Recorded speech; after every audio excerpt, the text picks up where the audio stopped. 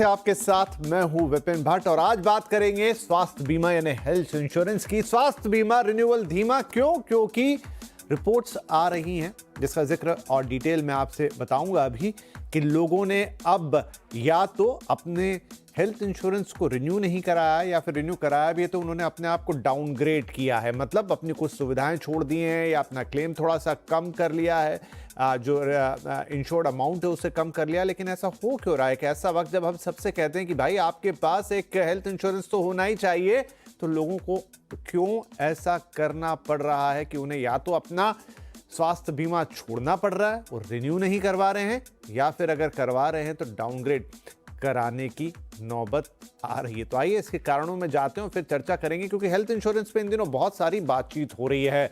एक जरूरी चीज, लेकिन इसके पीछे इतना गोरख धंधा शुरू हो चुका है कि आपको लगता है कि भाई हो क्या रहा है। तो देखिए, एक policybazaar.com का ये रिपोर्ट है जो कहता है कि 10% ग्राहकों ने अपना रिन्यूअल नहीं कराया है, यानी कि 100 में से 10 ग्राहक ऐसे हैं जिन्होंने रिन्यूअल नहीं कराया पॉलिसी का। क्यों नहीं कराया?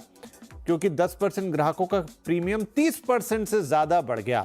ये देखिए, प्रीमियम का बड़ा खेल है यहाँ पर। अगर 30% एक बहुत बड़ी इंक्रीज होती है, वो अगर बढ़ जाए एक झटके में, तो वाकई बहुत सारे लोगों के लिए वो बजट के बाहर निकल जाता है। सस्ते प्लान में या फिर लोग स्विच कर रहे हैं कि भाई ठीक है, अब मैं इतना प्रीमियम तो नहीं दे पाऊंगा तो उससे सस्ते प्लान में आ जाऊं, 4 सुविधाएं कम होंगी, थोड़ी सी बीमारियां कम कवर हो रही होंगी या फिर कवर कम होगा।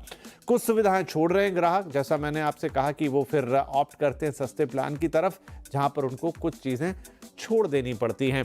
और ये सब हो रहा है ऐसे वक्त में जब बीमारियों का खतरा बढ़ रहा है, क्रिटिकल इलनेस बढ़ रही है, बहुत सारी लाइफस्टाइल डिजीजेस बढ़ रही हैं और उसके कारण बहुत सारे दूसरे इश्यूज भी पैदा हो रहे हैं। ऐसे में देश की बड़ी आबादी को हेल्थ बीमा की जरूरत है। सरकार भी इस पे अपनी तरफ से काम कर रही है, लेकिन जो पॉलिसीज बाजार में बिक रही है उनमें ऐसा ट्रेंड क्यों देखने को मिल रहा है? तो चलिए आज इसी पे चर्चा करेंगे और इसी लाइन पर आज हम पूरा जो हेल्थ बीमा का प्रोसेस है A to Z और उसमें जितने इश्यूज हैं, जितनी प्रॉब्लम है पॉलिसी खरीदने से लेके एग्जीक्यूशन तक और फिर हॉस्पिटल जाने तक, उन सब पे बातचीत करेंगे। तो हमारे साथ इस कार्यक्रम में शामिल हो रहे हैं पॉलिसी बाजार के business head health insurance Siddharth Singhal और रूंगटा सिक्योरिटीज़ के CFP हर्षवर्धन रूंगटा। आप दोनों का बहुत बहुत स्वागत है। तो सिद्धार्थ, क्योंकि ये इंफॉर्मेशन आप ही की तरफ से, रिपोर्ट आप ही की तरफ से, अब इसके कारण में जाने की भी ज़रूरत है कि क्यों 10% लोग ऐसे हैं जो या तो बीमा छोड़ रहे हैं या खुद को डाउनग्रेड कर रहे हैं। क्या प्रॉब्लम हो रही है? देखिए विपिन जी, इसको मैं थोड़ा सा एक चीज को करेक्ट करना चाहूंगा। तो बेसिकली क्या हो रहा है कि अगर 100% लोग अगर 100 कस्टमर्स लेते थे स्वास्थ्य बीमा, पहले क्या था कि 80 या 81% लोग ही उसको कंटिन्यू करते थे। इनफैक्ट अब 90% लोग रिन्यू करते हैं अपनी पॉलिसीज को। 10% लोग काफी कारणों से, जिसमें कि हो सकता है उनको उस टाइम पे लगे कि मेरे को बीमा की जरूरत नहीं है, या फिर वो किसी और प्लान में स्विच कर लेते हैं, या फिर वो मान लीजिए कि उन्हें लगता है कि मेरी अपनी जो कंपनी के द्वारा पॉलिसी है वो सफिशिएंट है, मैं उसको कंटिन्यू करना चाहता हूँ। तो एक्चुअली अगर आप देखेंगे तो 90% लोग कंटिन्यू करते हैं हर साल अपने स्वास्थ्य बीमा को, जो कि एक नंबर बढ़ा है पिछले 1 साल में। पहले ये नंबर कम था और इसके कई कारण है क्यों बढ़ा है। वन, कि जैसा कि आपने बताया कि सस्ते ऑप्शंस भी आ गए हैं मार्केट में कस्टमर्स के लिए, जिसमें वो अपनी पॉलिसीज को माइग्रेट कर सकते हैं।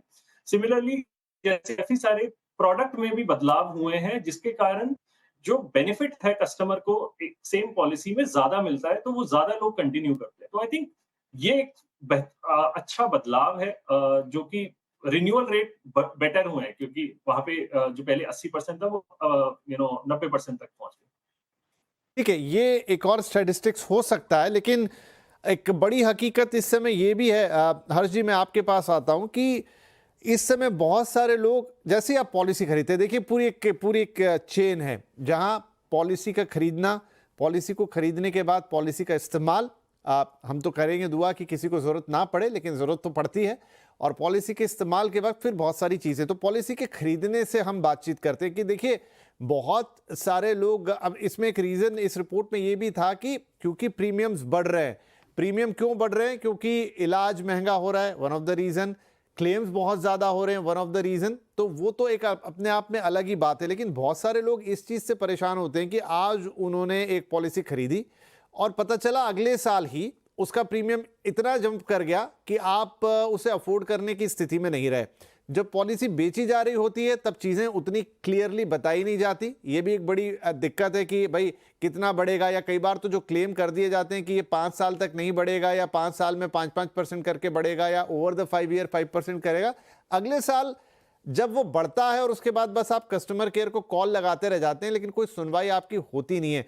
तो ये थोड़ा नहीं, ठीक ठाक फैक्टर मिस सेलिंग का भी होता है। क्या कहेंगे आप इसमें कि ये भी एक बड़ा रीजन है कि लोग खरीद तो लेते हैं, अवेयरनेस तो आ गई, लेकिन बाद में प्रोडक्ट की क्वालिटी अभी भी वैसी नहीं है जहां लोगों को लगे कि मेरे साथ सब कुछ फेयर है। तो देखिए विपिन जी, क्लेम्स के रिलेटेड जो बातें हैं कि प्रीमियम क्यों बढ़ रहा है, तो उसके दो तीन कारण होते हैं। एक, आपने सही फरमाया कि अगर क्लेम्स ज्यादा हो रहे हैं, मेडिकल एक्सपेंसेस बढ़ रहे हैं, तो इंश्योरेंस कंपनी के जो कैलकुलेशंस है वो इस बेसिस पे होते हैं कि वो एक एस्टिमेट बनाते हैं कि इतने हमारे साल में क्लेम्स आने वाले हैं। अगर मेडिकल इन्फ्लेशन है जो मान लीजिए 15 से 20% के आसपास है, जो कॉम्प्लेक्सिटी है और उसके जो ट्रीटमेंट्स हैं उनका कॉस्ट भी बढ़ते जा रहे हैं, तो इसका डायरेक्ट इम्पैक्ट जो होता है वो इंश्योरेंस कंपनी के लिए क्लेम रेशियो पे आता है। तो अगर इंश्योरेंस कंपनी मान लीजिए 100 रुपया प्रीमियम के रूप में कमा रही है और उसके सामने उनका क्लेम 100 रुपए से ज्यादा जाता है, तो वो डेफिनेटली ये मौका देखती है कि हमें अपना प्रीमियम बढ़ाना होगा, नहीं तो उनका बिजनेस वायबल नहीं होता है। अब दूसरी बात है कि अगर मान लीजिए क्लेम रेशियो को हम साइड में रख दें और ये देखें कि कोई भी एक ग्राहक है, आपने जैसे कहा कि मैंने अगर इस साल ही पॉलिसी ली और अगले साल मेरा प्रीमियम बढ़ता है, तो उसके क्या कारण हो सकते हैं? तो दो कारण प्राइमरीली हैं। पहला कारण है कि मान लीजिए आपने इंश्योरेंस खरीदा था जो आप 45 साल के थे। अब अगले साल जब आप रिन्यूअल के लिए आते हैं, आप 46 ईयर्स के हो जाएंगे, तो क्या होता है कि आप एक अलग प्रीमियम स्लैब में चले गए। तो इंश्योरेंस कंपनी का अगर स्लैब मान लीजिए 35 से 40 के जितने लोग हैं वो सेम प्रीमियम भरेंगे, 40 से 45 तक जितने हैं वो उतना एक XYZ प्रीमियम भरेंगे। जब आप एक अगले स्लैब में जाते हैं, आप 45 से 46 के हो गए, तो आप एक अगले स्लैब में चले गए, तो आपके प्रीमियम में एक जंप होगा। दूसरा पहलू आपको ये देखना है कि इंश्योरेंस कंपनीज एक रेगुलर इंटरवल्स पे IRDA के अप्रूवल के बेसिस पे अपना प्रीमियम रिवाइज करती है। तो मान लीजिए आप 41 ईयर्स के हैं और आप 40 से 45 के स्लैब में हैं, तो अगर इंश्योरेंस कंपनी अपना ओवरऑल प्रीमियम रिवाइज नहीं करती, तो आप 41, 42, 43, 44, 45 आपका प्रीमियम एक स्थिर रहेगा क्योंकि आप उस स्लैब में हैं।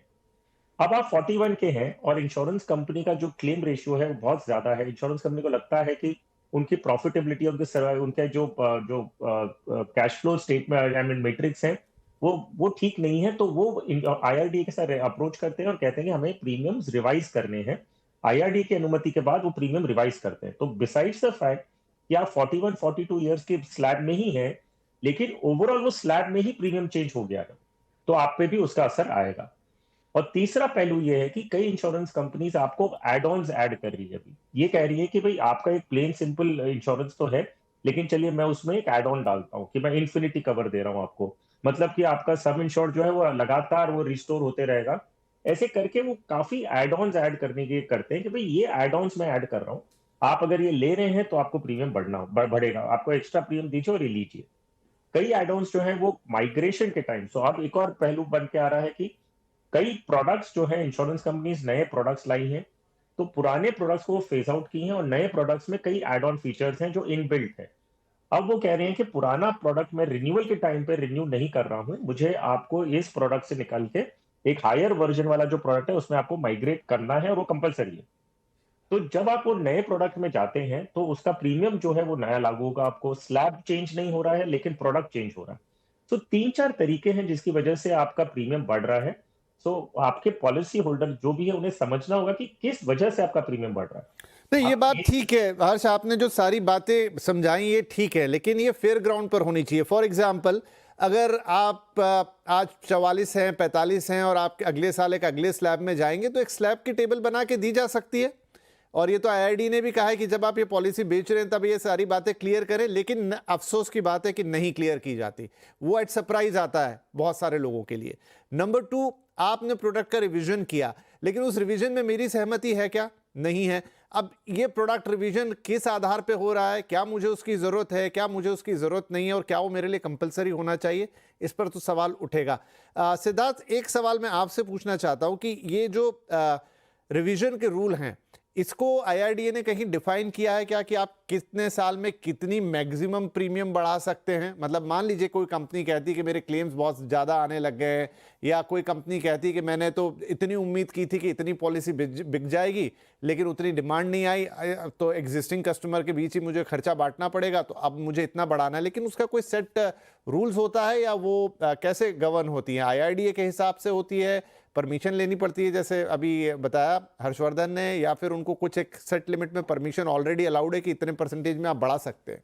देखिए, बिल्कुल सही कहा विपिन जी। देखिए ये जो भी परमिशंस होती हैं रेगुलेटर के द्वारा ही होती हैं। मतलब कंपनीज अप्रोच करती हैं रेगुलेटर को, और ये टाइम टू टाइम ये एक तरीके से डिस्कशन चलता रहता है बिटवीन एक इंश्योरेंस कंपनी के और रेगुलेटर के बीच में कि क्या प्रॉफिटेबिलिटी है। क्योंकि एज अ रेगुलेटर क्या कहते हैं कि दोनों ही सिचुएशंस मैनेज करनी है कि जहाँ पे प्रॉफिटेबल भी रहे कंपनी, ताकि आगे क्लेम सर्विसिंग होती रहे, और साथ ही साथ कस्टमर पे भी ज्यादा दबाव ना पड़े, कोई बोझ ना पड़े। तो ये एक टाइम टू टाइम जनरली 3 साल में प्रीमियम रिवाइज होते हैं। कई प्रोडक्ट्स में थोड़ा टाइम ज्यादा भी हो जाता है कि जहाँ पे इंश्योरेंस कंपनी 5-6 साल में एक बार ही रिवाइज करती है, कभी 3 साल में करती है। तो और कोई एक स्लैब है कि 3 साल में, मान लीजिए 3 साल वो पीरियड हम माने, लेकिन वो रिवीजन कितना होगा? वो रिवीजन 2 से 5% होगा, वो रिवीजन 10% होगा, या वो कंपनी के ऊपर है कि वो कितना भी रिवीजन करे एज पर इसकी उसकी स्टैटिस्टिक्स उसको कितना अलाउ कर रहे हैं? देखिए, ज्यादातर केसेस में जो इनफैक्ट हमारा ही हमने जो एक डेटा है कि हमारे कस्टमर्स के हिसाब से 8 से 10%, 12% के आसपास रिवीजन होते हैं एनुअली, अगर मैं कहूंगा। किसी केसेस में जैसे 30% से ज्यादा जो रिवीजन है, कुछ 8 से 10% कस्टमर्स के लिए होता है कि जहां पे मान लीजिए एज स्लैब भी साथ में चेंज हो गई, और जैसा कि पूरे पूरे पोर्टफोलियो का ही प्रीमियम रिवाइज हो गया मेडिकल इन्फ्लेशन को चलते हुए। ज्यादातर हमने देखा है 10 से 12-15% के आसपास तक होता है, बट ऐसे तयशुदा कोई स्लैब नहीं है कि मैक्सिमम कैपिंग है। बट इसमें आप ये भी समझिए कि इंश्योरेंस कंपनीज एक बैलेंस बना के चलती है कि जैसे किसी पर्टिकुलर शहर का, जैसे मान लीजिए दिल्ली मुंबई जैसे शहर का प्रीमियम रिवीजन ज्यादा होगा, क्योंकि वहां पे हॉस्पिटल का खर्च ज्यादा है। वहां पे अगर आप किसी भी बड़े हॉस्पिटल में जाएंगे तो आपको कई लाखों रुपए का खर्चा होगा, वर्सेस अगर आप मान लीजिए किसी छोटे शहर में अगर आप रहते हैं तो वहां पे खर्चा कम है हॉस्पिटल का, तो वहां पे प्रीमियम रिवीजन भी कम होगा। तो इस तरह की 2-3 फैक्टर्स होते हैं जिसके बेसिस पे इंश्योरेंस कंपनी ट्राई करती है उसको बैलेंस करने का। बट लाइक आई सेड, ये कई केसेस में जो है 30% से ज्यादा होता है, वो 5 से 10% कस्टमर्स का होता है। और अब प्रोडक्ट में काफी सारे ऑप्शंस हैं जो कस्टमर को इनफैक्ट दिए गए हैं, इसलिए और रिन्यूअल रेट भी बढ़ रहा है कि आप मान लीजिए रिन्यूअल के टाइम पे कुछ एक अपने प्लान को माइग्रेट कर सकते हैं, या फिर आप डिडक्टेबल एक ऑप्शन होता है जिसमें कुछ एक राशि आप खुद से दे सकते हैं और उससे प्रीमियम कम कर सकते हैं। या फिर आप जैसे इंश्योरेंस कंपनी के बताए हुए प्रेफर्ड नेटवर्क पे अगर जाना चाहें, ऑप्शन है ये, तो आप वहां जा सकते हैं और डिस्काउंट ले सकते हैं। तो मल्टीपल ऑप्शंस भी साथ साथ इनेबल करें। हाँ, लेकिन दिक्कत इसमें यही है सिद्धार्थ और हर्ष की, आप दोनों इस सेक्टर के एक्सपर्ट हैं, लेकिन 90% लोग अमूमन जो इवन पढ़ के लिख के भी चीज़ें लेते हैं, वो उतनी बारीकियों को नहीं समझ पाते हैं। बस एक जो भी एजेंट उन्हें बेच रहा है या जो भी उन्हें पॉलिसी बता रहा है या ऑनलाइन खरीद रहे हैं, उनको बेसिक चीज़ें समझ में आती है। इनफैक्ट इसीलिए IRDA ने कहा भी है कि आप पॉलिसी के अंदर जो भी ये टर्म्स एंड कंडीशन है, इसके लिए एक अलग से शीट बनाइए और 10-15 पॉइंट्स में उनको लिख के दीजिए कि भाई ये है, ऐसे ऐसे रिवीजन होगा।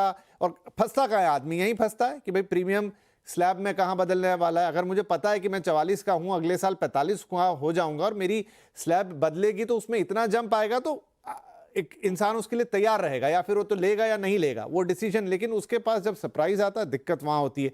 सेकेंडली, आपको ये बोल के बेचा जाता है 5 साल तक नहीं बढ़ेगा, या उसके अंदर कोई फाइन लाइन होती है, अगले साल आप देख रहे हैं 15%, 30% बढ़ गई। तो ये थोड़ी सी जो ट्रांसपेरेंसी है उसकी बहुत ज़रूरत है। एक हर्ष, अगला सवाल, और ये सवाल मतलब डायरेक्टली इस चीज़ से नहीं जुड़ा है, लेकिन डेफिनेटली इस चीज़ से एक बड़े पैमाने पर इम्पैक्ट ज़रूर आता होगा। ये बहुत कॉमन ऑब्जर्वेशन है कि आप किसी एक्स हॉस्पिटल में जाइए और वहाँ पर अगर आप कोई पर्टिकुलर एक सर्जरी करा रहे हैं, एक ऑपरेशन करा रहे हैं, तो वो विद इंश्योरेंस 1.5 गुना से 2 गुना ज़्यादा उसका दाम होता है, और विदाउट इंश्योरेंस वो कम से कम आधा या उससे कम सस्ता होता है। क्या ये भी एक बड़ी, मतलब क्या कहूँ इसको, गोरखधंधा है या कोई एक लॉजिकल चीज़ है? समझ से परे है ये? जी हाँ, विपिन जी, मैं 2 चीज़ के बारे में बताऊँगा। ये वाला जो सवाल आपने पूछा उससे बाद में आता हूँ। आपने एक पहली चीज़ बोली थी, बहुत इम्पोर्टेंट थी। आपने कहा था जब ये पॉलिसीज़ माइग्रेट होती हैं, क्या पॉलिसी होल्डर को ये ऑप्शन दिया जाता है कि नहीं कि वो माइग्रेशन उन्हें करना है कि नहीं? तो इस पे मैं आपको बताता हूँ, एक बहुत इम्पोर्टेंट पहलू है, जो ये मैटर मैंने खुद रेगुलेटर के साथ लिया था और मैंने सुप्रीम कोर्ट के रजिस्ट्रार को लिखा भी था। लेकिन कुछ हुआ नहीं आखिर में। सुप्रीम कोर्ट का एक जजमेंट है इस मैटर को लेके कि अगर आप एक पॉलिसी माइग्रेट करने का ऑप्शन दे रहे हैं, वो पॉलिसी होल्डर के ऊपर है कि वो ये ऑप्शन ले ना ले। सुप्रीम कोर्ट का बहुत क्लियर जजमेंट है इस मैटर में। And that is supreme court, I am talking about the highest court in the country. मैं हाई कोर्ट या कोई आगे चैलेंज की बात नहीं कर रहा हूँ। तो मैं फिर से दोहरा रहा हूँ, सुप्रीम कोर्ट का एक ऑर्डर है जिससे कहते हैं कि जब मैं एक पॉलिसी आपने बेची है, लाइफ टाइम गारंटी रिन्यूअल दिया है आपने, वो पॉलिसी धारक को ऑप्शन होना चाहिए कि उसे पॉलिसी माइग्रेट करना है कि नहीं करना है। करेक्ट? ये बहुत क्लियर है मैटर। अब ऐसे नहीं हो रहा है। ग्राउंड लेवल पे अगर हम देखेंगे, तो ग्राउंड लेवल पे आप देखेंगे कि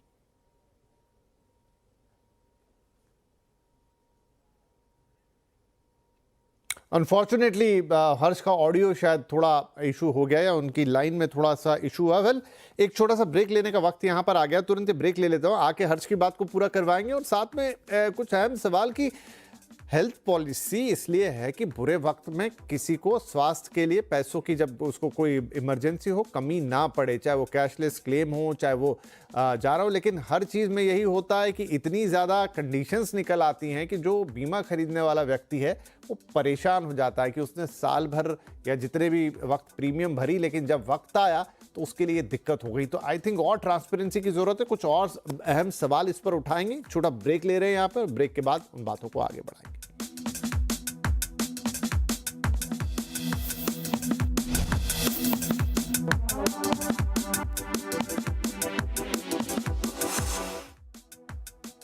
वेलकम बैक। आप देख रहे हैं कंज्यूमर अड्डा और बात हो रही है हेल्थ इंश्योरेंस की। स्वास्थ्य बीमा रिन्यूअल धीमा। कुछ लोगों को अपने हेल्थ इंश्योरेंस पॉलिसी कवर छोड़ने पड़े या उन्होंने खुद को डाउनग्रेड किया क्योंकि प्रीमियम बढ़ गए। कंपनियों का कहना है कि उनके लिए खर्चे बढ़ रहे हैं, क्लेम बढ़ रहे हैं, इसलिए प्रीमियम बढ़ाना उनकी ज़रूरत है। उसका एक और पहलू सिद्धार्थ जी ने हमें बताया कि बहुत सारे लोग रिन्यूअल भी करा रहे हैं, लेकिन एक अलग नज़रिए से उसको देखें तो वहाँ तो हमें एक इंक्रीज दिखाई दे रही है। वेल, लेकिन इस सारी बातचीत के बीच जो असल पेन पॉइंट हैं, जब आप पॉलिसी खरीदते हैं उस समय क्या कहा गया, प्रीमियम्स को कैसे बढ़ना चाहिए, आपको कितने डिस्क्लोजर्स दिए गए, आप शिफ्ट करना चाहते हैं तो उसके लिए आपके पास क्या ऑप्शंस हैं, क्योंकि हेल्थ कवर एक बहुत इंपॉर्टेंट चीज़ है और उसमें जितनी क्लैरिटी आए और जितनी ट्रांसपेरेंसी हो उतनी बेहतर बात होगी। वेल, तो हर्ष आपसे एक बड़ा महत्वपूर्ण सवाल जवाब चल रहा था और उस समय हमारा लिंक ड्रॉप हुआ, लेकिन आप अपनी बात कंटिन्यू करेंगे प्लीज।